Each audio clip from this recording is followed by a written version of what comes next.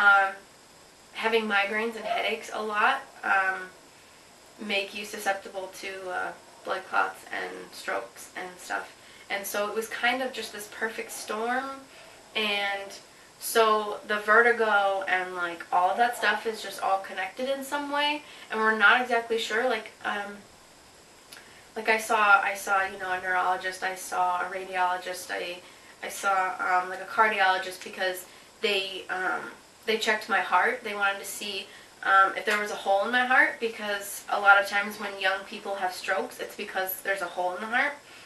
And so they did a echocardiogram where they put a scope down my throat and just got close enough to the heart to I think see it and stuff.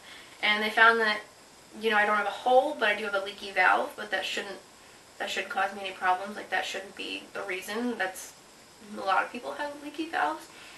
But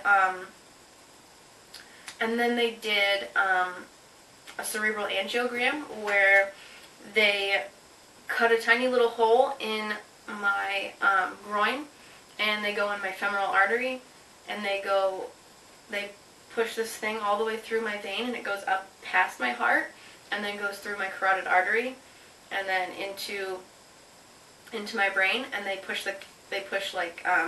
dye in. Oh, also I had a CT when I was in the ER, and it showed also that I had a stroke. They wanted to make sure that both of them looked the same, and they actually showed them to me, and they're really interesting looking. But yeah, they just wanted to check and make sure that both scans saw the same thing. But so they and that one had contrast also. That's why I was thinking about it. But so yeah.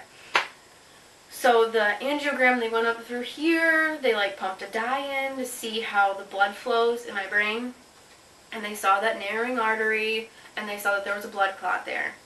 And they're just not sure where the blood clot came from, and so they really just don't know. They can't understand why, because I'm not a smoker. I don't have a lot of risks for something like that, but it happened anyways. And so they took me off birth control. And one of the main reasons I was on birth control was because my mom had stage 4 breast cancer, estrogen based. And so I needed birth control to make sure my estrogen levels are safe. And so now I feel a little afraid about that, because my mom was very young when she was diagnosed. She was 38. And that's more stories that I'd like to get into on this channel if people are interested. But so it's kind of scary to be off birth control, because I've been on it for 7 years, and so that was weird, and so my body had to adjust to that. And then they also put me on a blood thinner. They put me on this other one it's basically a blood thinner too, but it makes the platelets very slippery so they don't stick together, because they don't want me to clot again.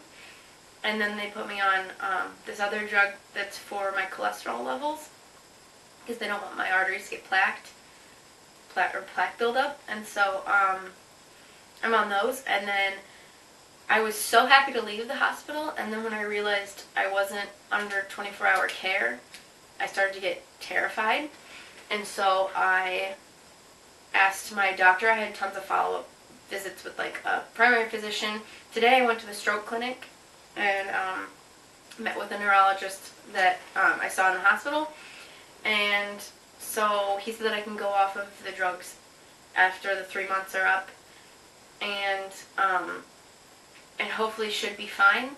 But he said that I need to figure out what I want to do and try to and maybe try to prevent the headaches that I get, because usually ibuprofen and Tylenol are just Band-Aids, and they're not stopping the headaches from happening. They're just a painkiller. And so he wants to stop the headaches from happening, but I need to look into the drug that he suggested, because I would like to know everything before I just sign on and start taking something. And so I went to the stroke clinic today, and I had that nice little meeting with him, and he still is just not sure why. It's just kind of perfect storm situation. And so my blood pressure was a nice level today, which makes me feel better. And Well, so I was so terrified after I got out of the hospital that I wasn't under 24-hour care, and I was afraid something bad was going to happen, because after the angiogram there are,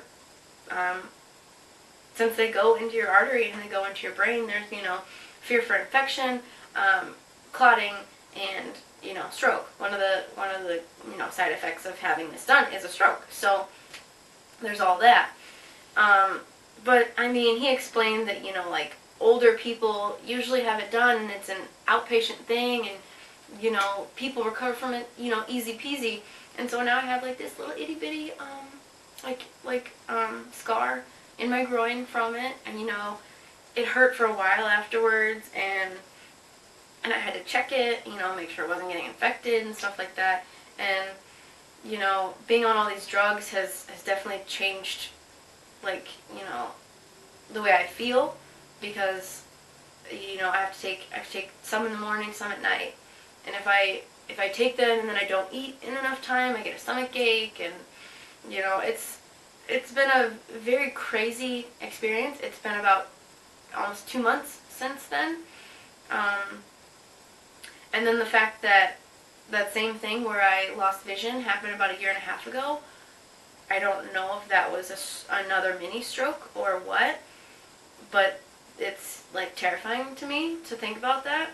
And so I just wanted to share my story with that, because, I started reading up on it, and a lot of people said that people my age, strokes tend to present themselves as vertigo, and or, like, show vertigo and stuff. And so I have an indoor soccer game to go to tonight. I'm playing, and I'm very excited about it, but I need to get ready soon. Just this whole experience has definitely, like, changed how I want to live my life, and I want to get better and be better. And I think no matter who you are or what you do, I think everyone strives to be better and feel better, and just be better at whatever it is that you do. And we're getting married soon, and we want to have kids, and now that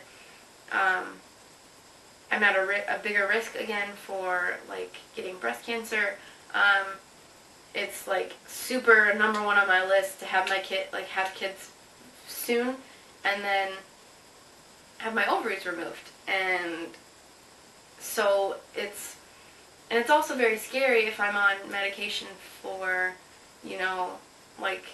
blood thinners and stuff like that. There's, if I were to, get pregnant and have a baby, there's a huge chance of, like, bleeding and bleeding out and stuff like that. And so it's just a very, like, whirlwind, and just going through kind of like a life-threatening, which it still didn't feel life-threatening because I didn't know what was happening, and I felt fine, which is one of the most just awful things, because at least when most people have strokes, there are signs, and it's very easily detected.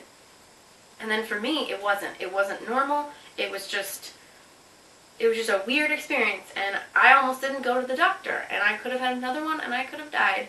And I asked the doctor, after he told me that it was a blood clot that had traveled to my brain, I asked him why it wasn't worse, and he basically just said,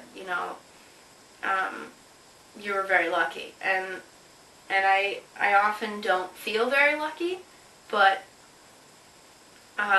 this has definitely, like, reassured me that, sometimes you just need to reevaluate and understand that things could be worse. And I know that if I had let it go and I had died, it wouldn't, for me it wouldn't matter, because I'd be dead, and that's it.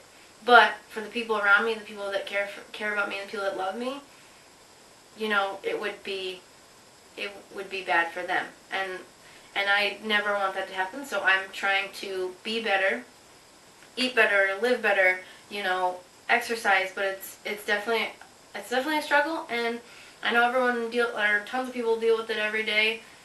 You know, I'm not fat by any means. I'm not like horribly unhealthy, but and I don't fat shame. I don't care what you want to do with your life, but I always hope for people to just be healthy, because you know, if I care about you and I want you in my life, I want you to be healthy so that you stay alive and you feel better. And I don't know. I have a lot of feelings. Oh, like that girl in Mean Girls. I have a lot of feelings. Yeah, I strive to be better, and I feel like that should just be a goal for most people, is just to be better and feel better.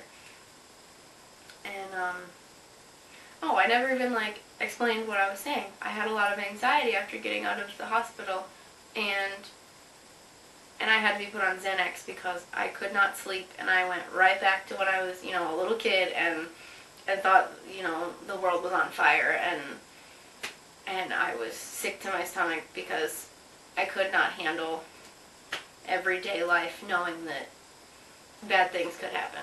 And it's very, you know, little kiddish, but I'm a very anxious person, and I'm nervous about everything, and so I had to get something to help with that. And I've always been very afraid of going to like a psychiatrist or something and talking about my anxiety, because I didn't want to be put on meds, which there's nothing wrong with being put on meds, but I didn't want it.